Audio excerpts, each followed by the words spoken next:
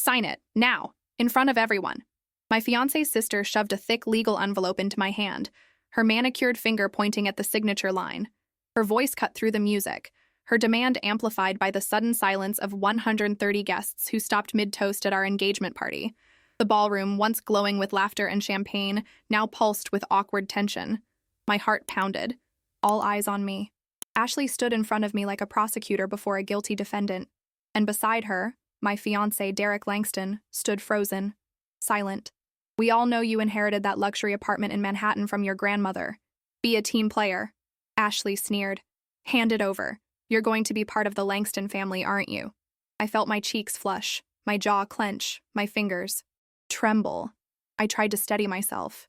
You want me to sign over my home right here? Tonight? Derek finally spoke, but his words shattered me. It would help us out, babe. Ashley's right. We deserve a fresh start. The betrayal cracked something inside me, but what came next hit harder. When I refused to sign, Ashley slapped me, hard. The echo of that slap silenced the room. I stumbled back. My earring fell. My dignity almost did too. But I didn't cry. I didn't scream. I didn't beg. I walked away, in silence. And outside, I dialed one number, the only number I needed. 30 minutes later, Judge Marcus Wynn walked into that same ballroom, holding documents that made the Langston family's smiles disappear and their knees buckle. But to understand how I ended up in that moment, how I, Camille Parker, a 32-year-old interior designer with no interest in wealth or status, found myself at the center of a Westport society scandal. We need to go back. Back to when my grandmother Eleanor's passing changed everything, and to when I first met the man I thought would love me more than my apartment. 2 years earlier, I stood in the doorway of my grandmother's Manhattan apartment, key in hand, still in disbelief. The lawyer's words echoed in my mind. She left everything to you, Camille. The apartment, the investments, everything. I had never expected this. Growing up in a modest home in upstate New York, with parents who valued experiences over possessions, wealth had never been my goal.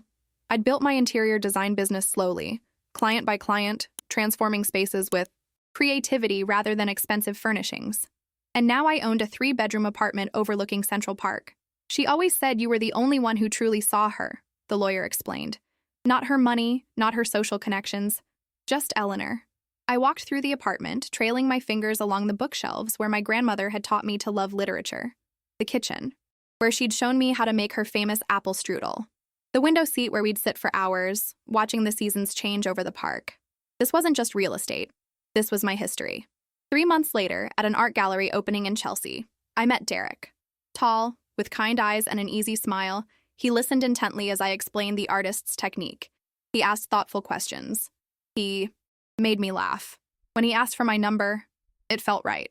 Our first date lasted 6 hours, dinner extending to a walk along the Hudson, which extended to coffee at a late-night cafe. He told me about his family's manufacturing business in Connecticut, his dreams of launching his own tech startup, his love of sailing. I told him about my design work, my grandmother, my apartment. I'd love to see it someday, he said. The apartment? No, he smiled. Your grandmother's art collection. You described it so beautifully. 6 months later, Derek brought me to Westport to meet his family. The Langston estate sprawled across manicured acres, the colonial-style mansion gleaming white against perfectly trimmed hedges. His parents, Harold and Vivian, greeted me with rehearsed warmth.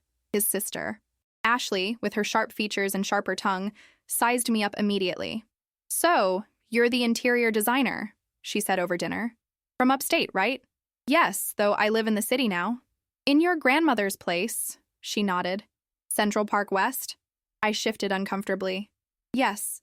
Must be nice, she smiled tightly, to just inherit something like that. Derek changed the subject. Quickly. But I caught the look that passed between Ashley and her father, a look I would come to recognize all too well. Over the next year, as Derek and I grew closer, the Langstons' interest in my apartment intensified. At first, it was casual mentions. Ashley wondering about the square footage, Harold asking about the building's board. Then came the helpful suggestions. You should really consider putting it in a family trust, Harold advised over cocktails.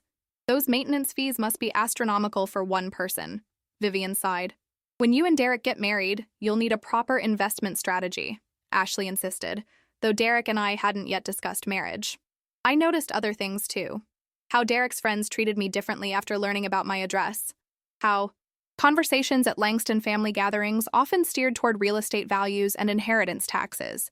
How Derek sometimes referred to the apartment as our future home when speaking to his colleagues. Still, when Derek proposed on a sailboat in Long Island Sound, tears in his eyes as he promised to love me forever, I said yes. I believed in us. I believed in him. The Langstons immediately took over wedding planning.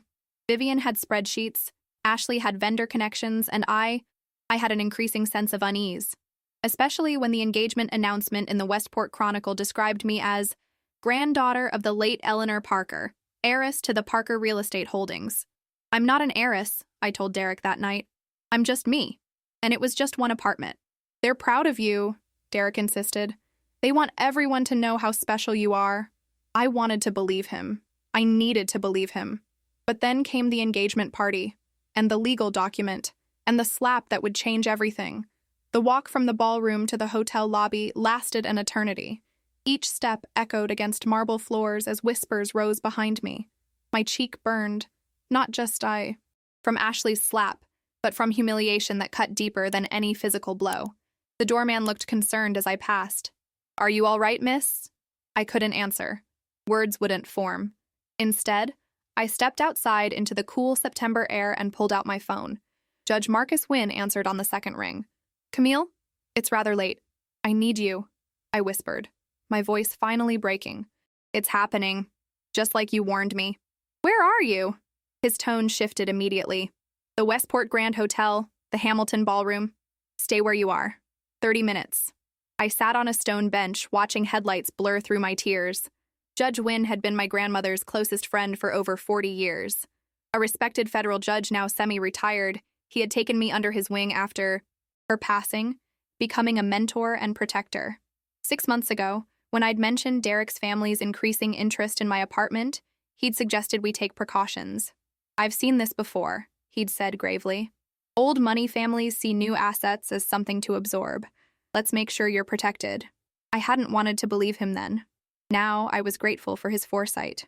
28. Minutes after my call, a black town car pulled up. Judge Wynn emerged, tall and distinguished in a tailored suit despite the late hour. His assistant, a young woman named Marissa, followed with a leather briefcase. "Tell me exactly what happened," he said, sitting beside me. I recounted everything: Ashley's demand, the document, Derek's betrayal, the slap. "Did you sign anything?" "No." "Good." He squeezed my hand. "Are you certain you want to proceed with what we discussed? There's no going back." I touched my cheek, still stinging from Ashley's hand. "Yes, I'm sure." He nodded solemnly. "Wait here." I watched through the hotel's glass doors as Judge Wynn and Marissa entered the ballroom. Part of me wanted to follow, to witness what would happen. Another part couldn't bear to see Derek's face again. Inside that ballroom, though I couldn't see it, Judge Wynn approached the stunned crowd with the authority of his position. Derek spotted him first, confusion spreading across his handsome features. "Who invited a judge?" I imagined someone whispering. Judge Wynn didn't wait for introductions. Standing at the center of the room, the same spot where I'd been humiliated minutes before, he began. "Good evening. I am Federal Judge Marcus Wynn. I'm here on behalf of Miss Camille Parker." The crowd murmured. Derek stepped forward. "Sir, I think there's been a misunderstanding. Camille is my fiancée, and we were just having a family discussion. A family discussion that involved demanding she sign over her property and physically assaulting her when she refused." Judge Wynn's voice carried across the ballroom. "Interesting definition of discussion, Mr. Langston." Ashley pushed past her brother. "This is a private event. You have no right." "On the contrary, I have every right." Judge Wynn motioned to Marissa, who opened the briefcase. "As executor of Eleanor Parker's estate and legal guardian of her granddaughter's interests, I am here to inform you of several legal matters." He removed a document and began reading. First, the Manhattan apartment in question was placed under a restricted trust 6 months ago, making it legally impossible to transfer without court approval. Any attempt to coerce Miss Parker into signing it away constitutes fraud. Gasps rippled through the crowd. Harold Langston stepped forward, his face reddening. "Now see here." "Second," Judge Wynn continued, undeterred, I have here notarized records showing that Miss Parker has been financially supporting Mr. Derek Langston's startup venture for the past 8 months, contributing over $180,000 from her grandmother's estate, funds he claimed were coming from angel investors. Derek paled. Camille knew about those loans. Loans? Judge Wynn raised an eyebrow. Interesting. The documentation you signed indicates investments, not loans, but we can certainly clarify that in court. Vivian Langston clutched her husband's arm. Harold, what is happening? Third, Judge Wynn continued, I have filed a formal dissolution of engagement on Miss Parker's behalf, effective immediately, along with a protective order preventing any Langston family member from approaching her residence or place of business. He paused, looking directly at Ashley. Fourth, regarding the physical assault that occurred this evening, Miss Parker has decided not to press charges at this time. That decision may change. The room had fallen completely silent. Then Judge Wynn delivered the final blow. And finally, I've been instructed to inform the management of this establishment that the $50,000 deposit for tonight's event, paid in full by Miss Parker, not the Langston family as they've claimed, is to be refunded immediately. The balance for tonight's expenses remains due, payable by whoever wishes to continue this celebration. He nodded to the hotel manager, who had appeared at his side with a dumbfounded expression. That will be all. Judge Wynn gathered his papers. Miss Parker has left the premises and wishes not to be contacted. Any attempts to do so will be handled through legal channels. As Judge Wynn turned to leave, Derek broke through his family's restraining hands and rushed forward. Wait, I need to speak to Camille. This is all a misunderstanding. Judge Wynn stopped. Mr. Langston, I've known Camille since she was born. I watched her grow into the remarkable woman she is today. Her grandmother entrusted me with protecting her, not just her assets. Do you really think I would allow you anywhere near her after tonight? Derek's face crumpled. I love her. No, Mr. Langston. You loved what she could give you. There's a difference. Outside, I heard the ballroom doors open. Judge Wynn emerged, his expression softening when he saw me. It's done, he said simply. How did they react? As expected. Denial, then panic, then attempts to negotiate. He helped me stand. Are you ready to leave? I glanced back at the hotel, at the life I'd thought I wanted, the future I'd planned, the man I'd believed in. Yes, I said firmly. I'm ready. In the car, as we pulled away from the Westport Grand, I finally allowed myself to cry. Not for, Derek, not for the wedding that would never happen, but for the woman I'd been just hours before, the woman who still believed in fairy tales. Judge Wynn passed me a handkerchief. Your grandmother would be proud of you tonight, Camille. She always said you had her spine. I managed to smile through my tears. I wish she were here. She is, he said softly, in the strength you showed tonight. As Westport disappeared behind us, I felt something unexpected beneath the pain and humiliation, a flicker of relief, of freedom, of possibility. I had lost a fiancé tonight, but I had found myself. The Manhattan skyline glowed through my apartment windows as I sat wrapped in a blanket the next morning. Judge Wynn had insisted I stay at his guest house for the night, but I needed to be home, surrounded by my grandmother's books, her art, her essence. I needed to remember who I was before Derek Langston. My phone had 37 missed calls, 18 from Derek, 9 from Ashley, the rest from Vivian, Harold, and unknown numbers I suspected were Langston family friends. I'd silenced it after the third call, unable to hear Derek's voice without feeling my cheek sting all over again. The doorman called up. Around 9. Miss Parker, there's a Mr. Langston insisting on seeing you. Should I send him away? Yes, please, I said, grateful for the building's strict security protocols, another of my grandmother's parting gifts. And Miss Parker? There's been deliveries? By noon, my living room overflowed with apology bouquets. Roses from Derek, orchids from Vivian, exotic arrangements from Harold. Each card more desperate than the last. Derek's final note read simply, "Please call me. I can explain everything." But what was there to explain? That his family had been planning this from the beginning? That our entire relationship had been built around my apartment? That when push came to shove, literally, he had stood silent while his sister assaulted me? I gathered every flower, every card, every gift, and asked the building staff to donate them to a nearby hospital. Then I took a long, hot shower, letting the water wash away tears I hadn't realized I was still shedding. My phone pinged with a text from Emma, my best friend since college. Just saw Westport's golden boy outside your building. Want me to come over with wine and a baseball bat? I smiled for the first time in 24 hours. Just the wine. An hour later, Emma arrived with not just wine, but Chinese takeout, ice cream, and a fierce protective energy that filled my quiet apartment. Start from the beginning, she said, pouring generous glasses of Cabernet. And don't leave out a single detail. I told her everything: the engagement party, Ashley's demand, the slap, Judge Wynn's intervention. Emma's expression shifted from shock to rage to vindication.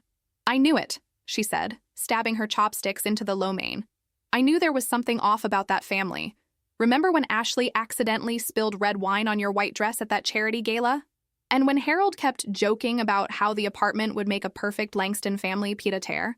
And when Vivian asked if your grandmother had, properly insured her art collection? We laughed, then fell silent, the weight of what had happened settling between us. What hurts most, I finally said, is that I really loved him, Em. I thought he loved me. Emma squeezed my hand.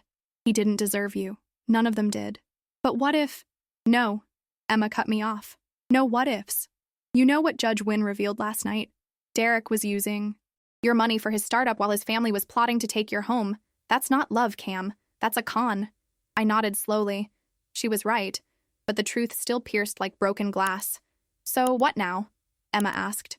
I don't know, I admitted. Cancel the wedding, obviously. Return the gifts. Tell everyone. My voice trailed off. Tell everyone the truth, Emma said firmly. The Langstons don't get to control the narrative. Not anymore. My phone buzzed with a text from an unknown number. Camille, it's Tom Larson from the Westport Chronicle. I'd like to get your side of what happened at the engagement party last night. Numerous witnesses described a dramatic scene. Please call me at your convenience. I showed Emma the message. It's already out there. Of course it is. You can't slap someone in front of half of Westport society and expect it to stay quiet. She considered the text. You should talk to him. And say what? That my fiancé's family tried to steal my apartment? Exactly that. Own your story, Cam. Before I could respond, another text came through, this time from Judge Wynn. Camille, Derek's legal team has reached out. He's disputing the startup funds. Says they were gifts, not investments. Call me. My stomach clenched. Of course Derek would fight back. The Langstons never lost, not in business, not in society, not in anything. He's going to try to take me to court, I whispered. Emma straightened. Then let him. You have Judge Wynn. You have the documentation. You have the truth. And a room full of witnesses who saw his sister slap me, I added, touching my cheek. The bruise had faded to a dull yellow, but the memory remained vivid. Exactly. So, what are you afraid of? I stared out the window, watching clouds drift over Central Park. Starting over, I finally said. I'm 32, Em. I thought I had my future planned. Wedding next spring, maybe children in a couple of years, a life with someone who loved me for me. And you will have that, Emma insisted. Just not with a man who loves your real estate more than your heart. That night, after Emma left, I sat at my grandmother's antique desk and began making lists. Wedding vendors to cancel, gifts to return, friends to notify. The task felt overwhelming, each line item a reminder of the life I thought I'd have. As I worked, I found myself thinking of my grandmother. Her strength, her independence, her wisdom. Eleanor Parker had built her life on her own terms, never compromising her dignity for anyone's approval. She'd faced setbacks far greater than mine and emerged stronger each time. What would you do, Gran? I whispered to the empty room. The answer came not in words but in memory. My grandmother at 65, starting a foundation for arts education after my grandfather's death. At 70, traveling solo through Europe. At 78, defending a young artist against critics who called her work too provocative. Eleanor had never let life's disappointments define her. She'd used them as fuel. With sudden clarity, I knew what I needed to do. I reached for my phone and called Tom Larson at the Westport Chronicle. Mr. Larson, this is Camille. Parker. I understand you want to talk about what happened at my engagement party. Ms. Parker? He sounded surprised. Yes, I'd love to get your statement. I'll do better than that, I said, my voice steadier than I expected. I'll give you the full story, but on one condition. What's that? That you tell it exactly as it happened. No softening the truth to protect the Langstons. There was a pause then. Ms. Parker, The Langstons are very influential in Westport. So am I, Mr. Larson. So am I. After arranging to meet Tom the following day, I made one more call to my assistant, Julie. Cancel all my appointments for the next week, I told her, and then book me a ticket to Paris. Paris? She echoed. But what about the Henderson project and the meeting with... It can all wait, I said, feeling lighter than I had in months. I need some time. That night, I slept peacefully for the first time since the engagement party. No nightmares of Ashley's slap. No dreams of Derek's betrayal. Just quiet, restorative sleep. In the morning, I would begin telling my story. And then I would go to Paris. Not to escape, but to remember who I was when I wasn't defined by someone else's expectations. To reconnect with the woman my grandmother had raised me to be. The woman who didn't need a Langston to complete her. The Westport Chronicle building stood just off Main Street, its red brick facade and green awnings an anachronism among sleeker storefronts. Inside, Tom Larson's office was equally old-fashioned. Wooden desks stacked with papers, walls lined with framed front pages, AI manual typewriter displayed like a museum piece. Tom himself, mid-50s, salt and pepper hair, horn-rimmed glasses, rose as I entered. Ms. Parker, thank you for coming. Can I get you coffee? No, thank you. I settled into a visitor's chair, smoothing my navy dress. I'd dressed carefully for this meeting. Professional, understated, nothing that would reinforce the Manhattan heiress narrative the Langstons had created. Tom positioned his recorder between us. Do you mind if I record our conversation? For accuracy. Not at all. I want accuracy. Before we begin, I should tell you that I've already spoken to Harold Langston. Tom's expression revealed nothing. He characterized the events at your engagement party as a family misunderstanding blown out of proportion. I wasn't surprised. And the slap? How did he characterize that? Tom shifted uncomfortably. He suggested it was theatrical. Theatrical, I repeated flatly. As in planned, staged? More or less. Is that what your other sources say? The 100+ guests who witnessed it? Tom hesitated. Some support the Langston version. Others described a different scene. I leaned forward. Mr. Larson, let me ask you something. How long have you been covering Westport society? Nearly 20 years. Then you know the Langstons well. He nodded cautiously. I've covered their charity events, business ventures, social appearances. And in those 20 years, have you ever published anything critical about them? Tom removed his glasses, polishing them slowly with his tie. The Langstons are significant advertisers in our paper. That's not what I asked. He replaced his glasses, meeting my gaze directly. No, I have not. Well, today that changes. I reached into my bag and removed a folder. These are bank statements showing transfers from my account to Derek Langston's startup Horizon Tech, nearly $200,000 over 8 months. Tom's eyebrows rose as he examined the documents. This, I continued, pulling out another paper, is the agreement Derek signed, clearly stating these were investments, not gifts, with specific terms for repayment. Ms. Parker, and this, I placed a final document on the desk, is a statement from Judge Marcus Wynn, former federal judge and executor of my grandmother's estate, detailing the Langstons' systematic attempts to gain control of my Manhattan apartment, culminating in Ashley Langston's demand that I sign over the deed at our engagement party. Tom stared at the papers, then back at me. This is substantial. It's the truth, Mr. Larson. The truth the Langstons have been hiding behind their charity galas and sailing trophies. He picked up Judge Wynn's statement. The Langstons will dispute this. They'll claim you're bitter about a broken engagement. Let them. I have documentation, witnesses, and the law on my side. I straightened my shoulders. And I have nothing to lose anymore. Tom studied me for a long moment. Why come to me? Why not just walk away? You could return to Manhattan, never see the Langstons again, because they shouldn't get to decide who I am. My voice remained steady despite the emotion rising in my throat. They turned me into a caricature, the naive heiress they could manipulate for her property. That's not my story. And what is your story, Ms. Parker? I considered the question carefully. My story is about a woman who believed in love, who trusted too easily, and who discovered her own strength when that trust was broken. It's about learning that some people will value what you have more than who you are, and it's about choosing dignity over revenge. Tom nodded slowly, respect dawning in his eyes. That's a story worth telling. For the next 2 hours, I shared everything, from meeting Derek to the engagement party slap, to Judge Wynn's intervention. Tom took detailed notes, occasionally stopping me to clarify a point or request additional documentation. As our interview concluded, Tom asked, "What do you hope comes from this article, Ms. Parker?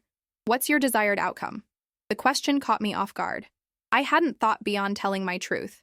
I don't want to destroy the Langstons if that's what you're asking. I just want people to know what happened. And Derek? What do you want for him? An image of Derek flashed in my mind, his gentle smile when we first met, his excitement when describing his startup dreams, his silence as his sister slapped me. I want him to become the man I thought he was, I said finally. The man who values character over convenience, who stands up for what's right even when it's difficult. But that's his journey, not mine. As I prepared to leave, Tom asked one final question. The Langstons will respond to this article, Ms. Parker. They'll try to discredit you. Are you prepared for that? I smiled, feeling a strange calm settle over me. Mr. Larson, I survived having my heart broken and my face slapped in front of Westport's elite. I think I can handle a few angry quotes in your newspaper. 3 days later, I was in Paris when the Westport Chronicle hit newsstands. Emma texted me immediately. They printed everything. Front page. The Langston Empire is quaking. She attached a photo of the headline. Engagement party scandal. Inside the Langston family's attempt to acquire Manhattan heiress's property. The article was fair but unflinching, presenting both sides while letting the documentation speak for itself. Tom had included quotes from several party guests who confirmed Ashley's slap and my dignified exit. He'd even spoken to the hotel manager, who verified that I had indeed paid the deposit for the engagement party, a fact the Langstons had concealed. Derek's quote came at the end. I deeply regret how things unfolded. Camille deserved better. I hope someday she can forgive me. Reading his words, I felt no satisfaction, no vindication, just a distant sadness for what might have been. As I sat at a cafe on the left bank, watching the Seine flow beneath autumn-tinged trees, my phone rang with an unfamiliar number. Hello? Ms. Parker, this is Barbara Chen from the New York Times. We'd like to follow up on the Westport Chronicle story about your engagement. Would you be willing to speak with us? I declined politely, explaining I'd said all I needed to say. Similar calls followed. From magazines, websites, even a true crime podcast bizarrely interested in the Manhattan heiress scandal. I turned my phone off and spent the day at the Musée d'Orsay, losing myself in Monet's water lilies and Degas' dancers. Art had been my grandmother's refuge, her reminder that beauty exists even in difficult times. Now it became mine. That evening, as I returned to my hotel, the concierge handed me a small package. Inside was a simple silver necklace with a pendant shaped like a key, and a note in Judge Wynn's handwriting. Your grandmother wore this every day of her adult life. She called it her key to freedom, her reminder that she always had choices. Now it's yours. Proud of you, Marcus. I fastened the necklace around my neck, feeling the cool silver against my skin. A key to freedom, a reminder of choices. And in that moment, standing in a Paris hotel lobby with my grandmother's necklace and my own truth finally spoken, I realized I was no longer the woman who had been slapped at her engagement party. I was something better, something stronger. I was free. The Parisian autumn wrapped around me, like a comfortable shawl as I strolled through the Luxembourg Gardens. 3 weeks had passed since the Westport Chronicle article. 3 weeks of quiet mornings in cafes, afternoons in museums, and evenings writing in my journal, reconnecting with myself, healing. My phone buzzed with a text from Julie. Henderson project contract signed. Beachfront renovation in Malibu still interested. When are you coming home? Home. The word felt different now. Not just a place, but a state of being. I'd extended my Paris stay twice already, reluctant to return to the reality waiting in New York. The pitying glances, the whispered gossip, the inevitable awkward encounters with mutual friends who didn't know which side to choose. Next week, I texted back. Book the Malibu consultation for Friday. I tucked my phone away and continued walking, admiring how the late afternoon sun gilded the autumn leaves. Paris had been my sanctuary, but I couldn't hide forever. My business needed me. My life waited, and I was finally ready to face it. Without Derek, without the Langstons, without the future I'd planned but never actually wanted. Camille? Camille Parker? I froze at the sound of my name, spoken, in a familiar voice with a pronounced French accent. Turning slowly, I found myself face to face with Antoine Durand. the brilliant architect I'd collaborated with on a project 2 years ago before meeting Derek. Antoine, I managed, genuinely surprised. What are you doing here? He laughed, gesturing broadly at the gardens. I live here, remember? The better question is, what are you doing in Paris? Last I heard, you were engaged to some American businessman. A flush crept up my neck. That didn't work out. Antoine's expression softened. I'm sorry to hear that. Don't be. It was for the best. I changed the subject quickly. Are you still with that firm in the Marais? No, I started my own practice last year. Small but growing. His eyes crinkled when he smiled. A detail I'd forgotten until this moment. Would you like to get a coffee? Catch up properly? I hesitated. The last man I'd trusted had seen me as a real estate opportunity. But Antoine wasn't Derek. And coffee wasn't a commitment. I'd like that, I said. We settled at a nearby cafe, ordering espressos and sharing professional updates. Antoine had won a prestigious award for a sustainable housing project. I told him about my growing interior design business, carefully avoiding any mention of engagement parties or Manhattan apartments. So, Antoine said eventually, are you going to tell me what really brought you to Paris alone? You're not exactly the spontaneous vacation type, Camille Parker. I studied his face, open, curious, without judgment, and suddenly I wanted to tell him, not the sanitized version I'd been giving acquaintances, but the whole humiliating truth. My fiancé's family tried to force me to sign over my apartment at our engagement party, I said bluntly. When I refused, his sister slapped me in front of everyone. Antoine's espresso cup froze halfway to his lips. Mon Dieu, he breathed. And your fiancé? What did he do? Nothing. He stood there, silent. The memory still stung, though less sharply now. Turns out our entire relationship was basically a long con to get my property. Antoine placed his cup down carefully. These people sound horrible. I'm so sorry, Camille. The worst part wasn't even the slap, I continued, surprising myself with my candor. It was realizing that I'd spent 2 years with someone who never really saw me, who valued what I had, more than who I was. His loss, Antoine said simply. You are extraordinary, with or without property.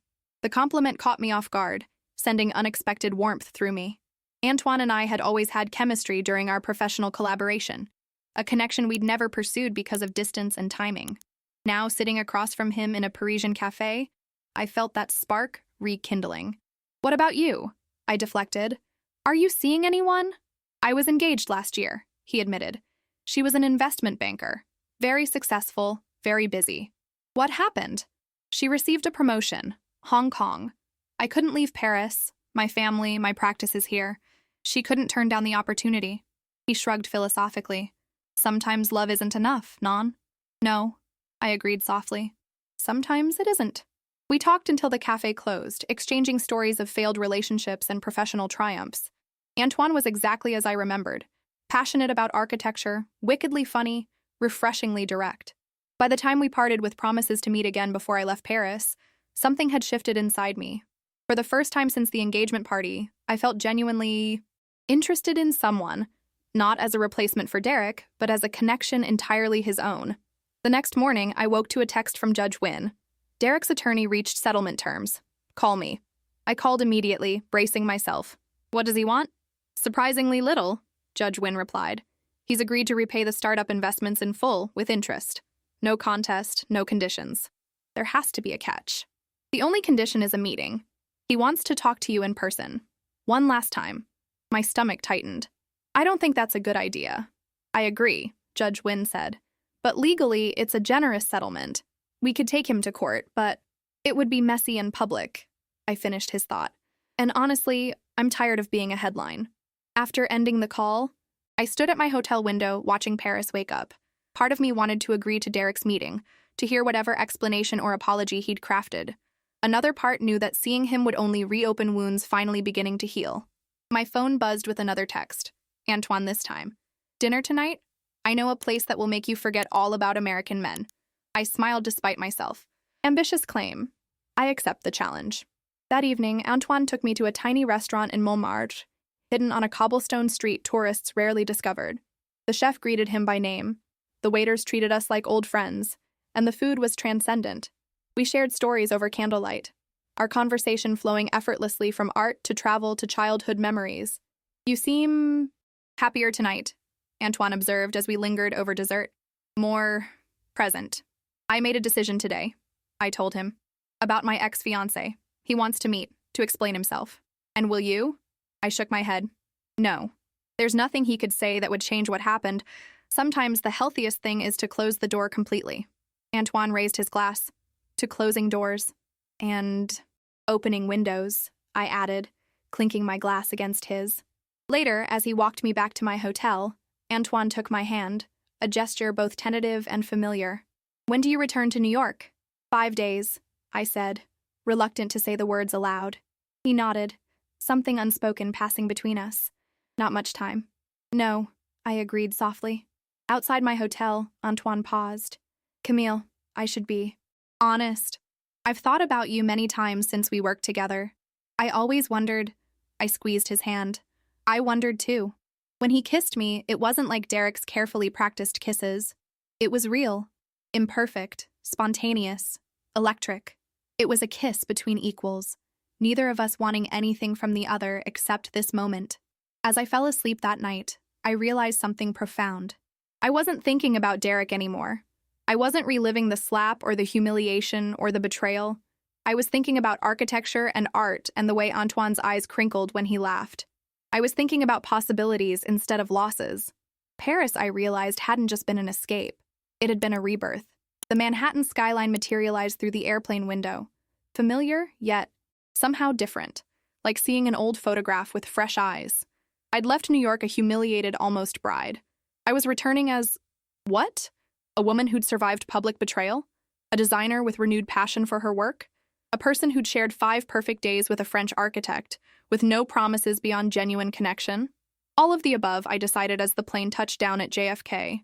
Emma waited at arrivals, holding a sign that read, Paris Girl, in glittery letters.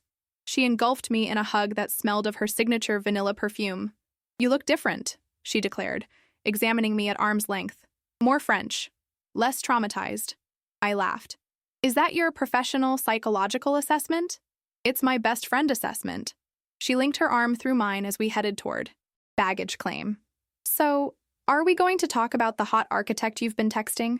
How do you know he's hot? Because you use the fire emoji. You never use emojis. I rolled my eyes but couldn't suppress a smile. We had a good time, that's all. Uh-huh, Emma nodded skeptically. And that's why you're glowing like a teenager after prom. I changed the subject as we collected my luggage. How bad is it out there? The gossip? Emma's expression grew serious. It was intense after the Chronicle article.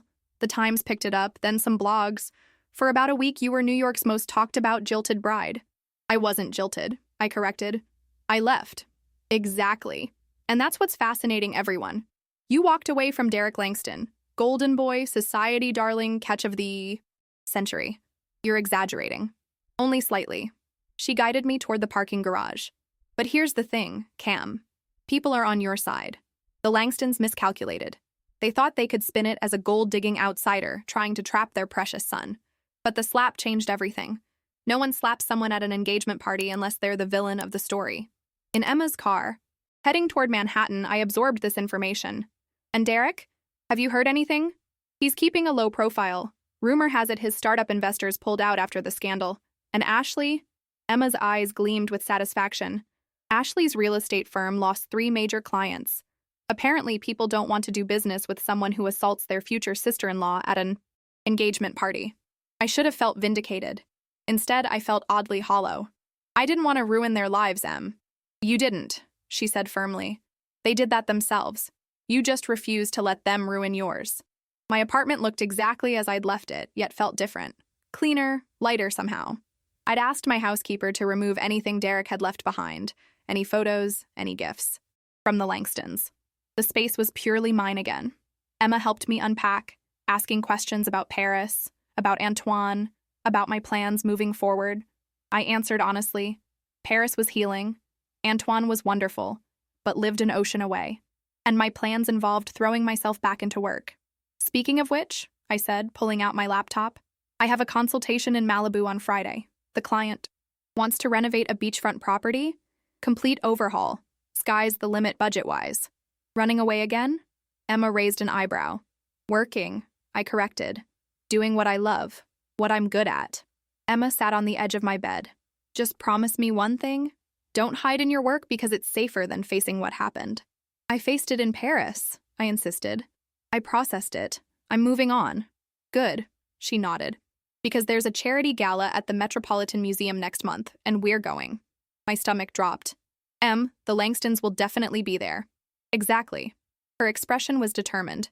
You can't avoid them forever, Cam. Better to face them on your terms, looking fabulous, with your head held high. Part of me knew she was right. Another part wanted to book a one-way ticket back to Paris.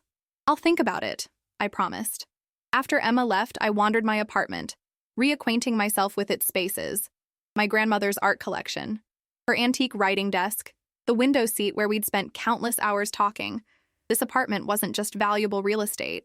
It was the physical embodiment of our relationship, her legacy to me. The thought of Derek and the Langstons treating it as a commodity, as something to be acquired and liquidated, made my blood boil all over again. My phone rang, an unknown number with a Westport area code. I hesitated before answering. Camille Parker speaking. Camille? Derek's voice sent an unexpected chill through me. Please don't hang up. I remained silent, my heart pounding. I know you refused to meet, and I respect that, he continued. But I need you to know how sorry I am. What happened at the engagement party? Ashley's behavior, my silence, it was unforgivable. Yes, I agreed quietly. It was. I've ended things with my family, he said, his voice breaking slightly. Professionally, personally. I've moved out of Westport, started over in Boston. Why are you telling me this, Derek? Because I need you to know that what we had was real for me, too. Yes, my family had ulterior motives. Yes, I let them manipulate me. But my feelings for you were genuine. I closed my eyes, remembering Judge Wynn's revelations about the startup funds. Was anything about you real? Or was it all a performance? My love for you was real, he insisted. Everything else? I got lost, Camille. Between my family's expectations and my own ambitions, I lost sight of what actually mattered. A month ago, these words might have moved me. Now they felt like echoes from a different life. I hope you find what you're looking for, Derek, I said, surprised by the genuine compassion in my voice. But it's not going to be with me. After hanging up, I expected to feel angry or sad. Instead, I felt peaceful. Derek's call hadn't reopened old wounds. It had confirmed they were healing. My doorman called up. Ms. Parker, there's a package for you. Downstairs, I found a large, flat parcel leaning against the reception desk. The customs label showed it had been shipped from Paris. A note was attached in Antoine's distinctive handwriting. For your new beginning. New York is lucky to have you back. I unwrapped it carefully in my apartment. A stunning architectural sketch of the Luxembourg Gardens where we'd met, rendered in Antoine's precise, elegant style. In the foreground, a small female figure sat on a bench, face tilted toward the sun. Me, finding myself again in Paris. I hung it immediately in my living room, a reminder not of what I'd lost, but of what I'd found instead. My strength, my clarity, my path forward. Later that night, I called Antoine, the time difference meaning it was early morning in Paris. Did you receive it? He asked, his voice husky with sleep. It's perfect, I told him. Thank you. How does it feel to be home? I looked around my apartment, at my grandmother's art, at the city lights twinkling through the windows, at the life I was reclaiming. Like a new beginning, I said truthfully. Those are the best kind, Antoine murmured. The ones we choose for ourselves. The Metropolitan Museum of Art glowed against the October night sky, its grand entrance illuminated by spotlights and flashbulbs as New York's elite arrived for the annual Arts Patronage Gala. I stood at the bottom of the steps, clutching Emma's arm, fighting the urge to flee. Breathe, Emma whispered, resplendent in emerald green. You look incredible. You belong here. I smoothed the skirt of my gown. A Parisian designer Antoine had introduced me to, midnight blue with subtle silver beading that caught the light like stars. My grandmother's key pendant hung at my throat, a talisman of strength. I know, I said, and meant it. Let's do this. Inside, the great hall had been transformed into an enchanted forest, with towering floral arrangements and twinkling lights. Waiters circulated with champagne and canapes. The city's wealthiest and most influential citizens mingled beneath the soaring ceilings, including, somewhere in this crowd, the Langstons. Camille Parker! A woman in her 60s approached, clasping my hands. Margaret Harlow, I've been, hoping to meet you. I recognized the name immediately. A prominent real estate developer known for her museum donations. Mrs. Harlow, it's a pleasure. Please call me Margaret. I read about what happened with the Langstons. She lowered her voice confidentially. Ghastly behavior. Old money doesn't always mean old manners, does it? Before I could respond, Margaret continued. I've been following your design work. That Tribeca loft you did for the Stevensons was exquisite. I'm renovating a brownstone in Gramercy Park and would love to discuss having you handle the interiors. 15 minutes later, I'd exchanged cards with Margaret and 2 other potential clients, all of whom had referenced the incident with varying degrees of discretion. Far from damaging my professional reputation, the Westport Chronicle story had apparently enhanced it. I was now Camille Parker, the designer with impeccable taste who couldn't be bought or bullied, even by the Langstons. Told you, Emma said smugly as we moved toward the bar. The slap heard round Westport made you legendary. I rolled my eyes but couldn't suppress a smile. I'd prefer to be known for my work. Oh, you are. But the spine of steel doesn't hurt. As we waited for drinks, I felt a familiar prickling sensation, the awareness of being watched. Turning slowly, I found myself looking directly at Vivian Langston across the room. Our eyes met, held. Her face paled. She whispered something to Harold beside her, who glanced over sharply. Langston sighting, 2 o'clock, I murmured to Emma. Vivian and Harold. Emma didn't flinch. Good. Let them see you thriving. I accepted my champagne from the bartender, taking a deliberate sip while maintaining eye contact with Vivian. To my surprise, she began moving toward me, Harold reluctantly following. Incoming, I warned Emma. I've got you, she promised. Vivian reached us first, her smile tight, her eyes assessing my gown, my jewelry, my composure. Camille, you look, well. Thank you, Vivian. You too. Harold hovered uncomfortably behind his wife. Parker, he managed stiffly. An awkward silence stretched between us. I could feel nearby conversations faltering as people noticed our encounter. We were surprised to see you here, Vivian finally said. Given the unpleasantness? Why? I asked calmly. I've attended this gala for years. My grandmother was a founding patron. Vivian flinched at the mention of Eleanor. Yes, well, we thought perhaps you might find it uncomfortable. Not at all, I smiled serenely. I'm exactly where I belong. Harold cleared his throat. How is your apartment? Still enjoying the view? The thinly veiled bitterness in his question confirmed what I'd long suspected. The Langstons' finances weren't as solid as they pretended. They had genuinely needed my property, perhaps desperately. The apartment is wonderful, thank you for asking. I've just finished renovating my grandmother's study. I took another sip of champagne. How is Ashley? I don't see her tonight. Vivian's expression tightened further. Ashley is in London, indefinitely. The publicity from your article made her position in Westport untenable. That's unfortunate, I said neutrally, though I don't recall slapping her in front of 100 people. Harold's face flushed crimson. Now listen here. Camille, a deep voice interrupted as Judge Wynne appeared at my side, resplendent in a tuxedo. I believe we're seated at the same table for dinner. Relief flooded through me at his perfectly timed intervention. Judge Wynne, how lovely to see you. I introduced him to the Langstons, watching their expressions shift from hostility to careful neutrality. Nobody in New York's social circles crossed Marcus Wynne. His influence was too widespread, his integrity too respected. Mr. and Mrs. Langston, he acknowledged coolly. I trust your son is well? Harold stiffened. Derek is fine, building his own life now. As we all must, Judge Wynne agreed, offering me his arm. Shall we find our table, Camille? I believe dinner is about to be served. As we moved away, Emma trailing behind us, I heard Vivian's strained voice. Lovely to see you, Camille. Do give our best to your architect friend. I froze mid-step, turning back slowly. My what? Vivian's smile was brittle. The Frenchman you've been seeing. Antoine something? Westport is small, dear. People talk. The implication was clear. They were still monitoring me, still gathering information, still trying to maintain some control over the narrative. Instead of anger, I felt a wave of pity. The Langstons would never truly understand what they'd lost when they chose my property over my loyalty. They would always be people who valued acquisitions over connections. Appearances over substance. His name is Antoine Durand, I said clearly. And yes, I'll give him your best when he arrives next week for his exhibition at the Architectural League. Perhaps you'll read about it in the Times. Without waiting for a response, I turned and continued toward our table, Judge Wynn's arm solid beneath my hand. Well played, he murmured.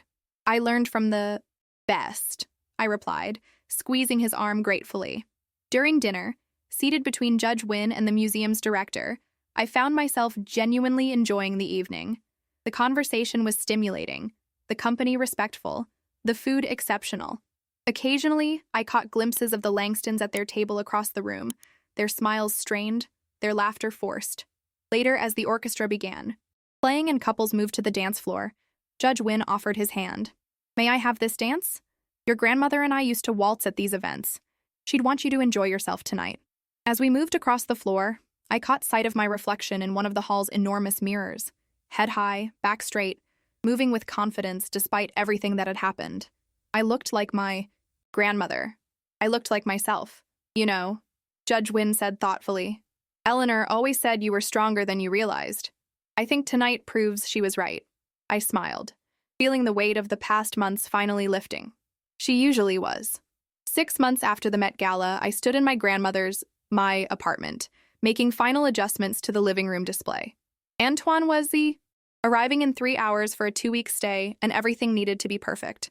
Not because I was trying to impress him, but because this space now truly reflected me. My aesthetic, my journey, my life reclaimed. The apartment had undergone a subtle transformation since that fateful engagement party.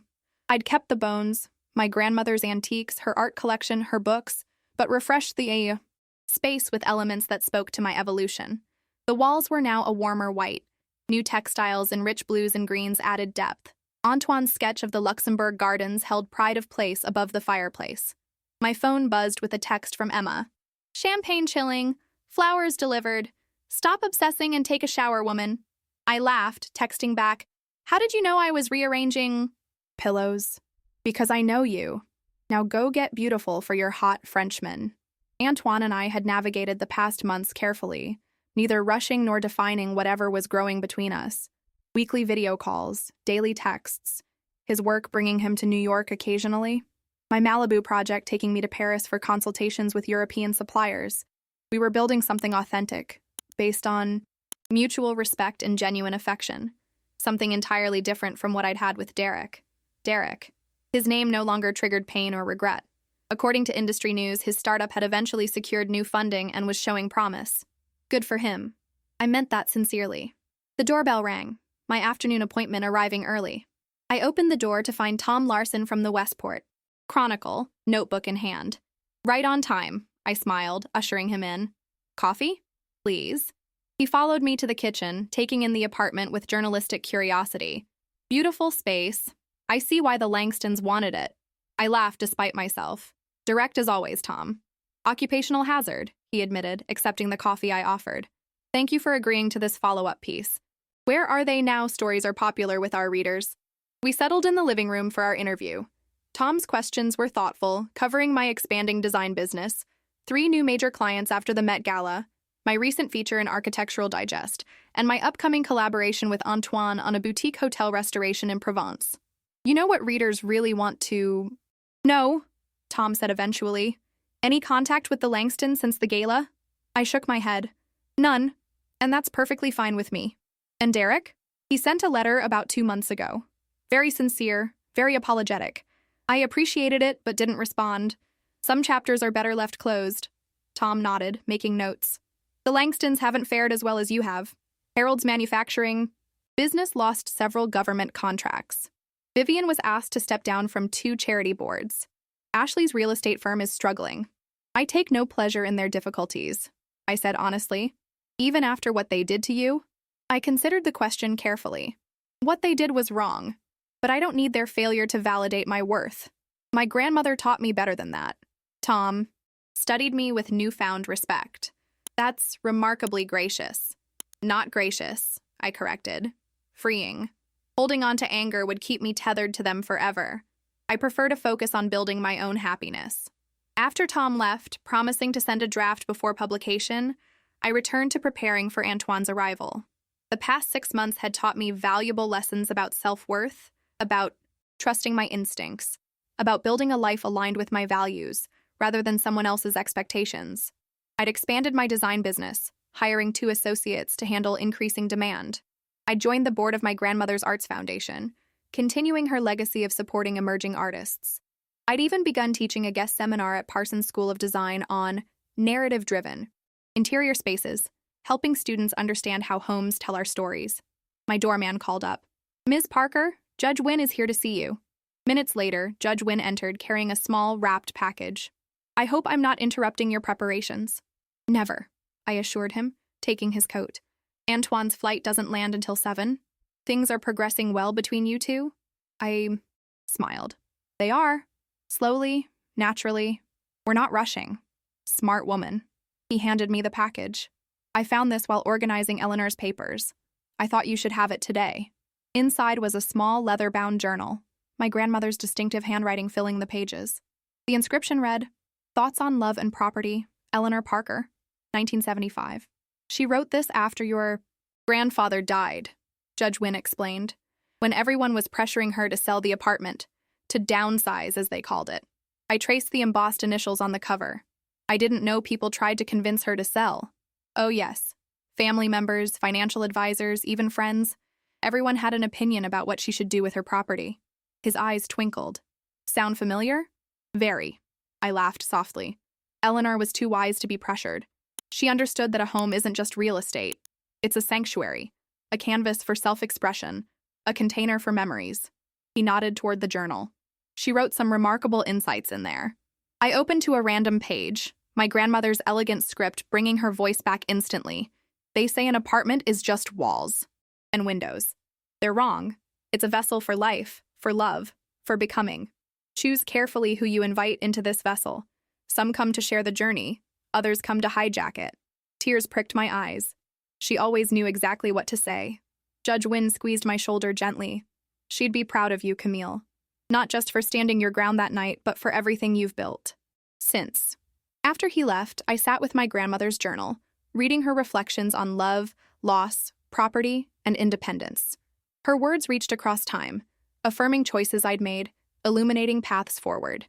Hours later, as the sun began to set over Central Park, I placed the journal on my bedside table and went to prepare for Antoine's arrival. I chose a simple blue dress, my grandmother's, key pendant, minimal makeup. No pretense, no performance, just me, as I truly was. My phone chimed with a text from Antoine. "Landed. Can't wait to see you." I smiled, feeling a quiet certainty settle over me.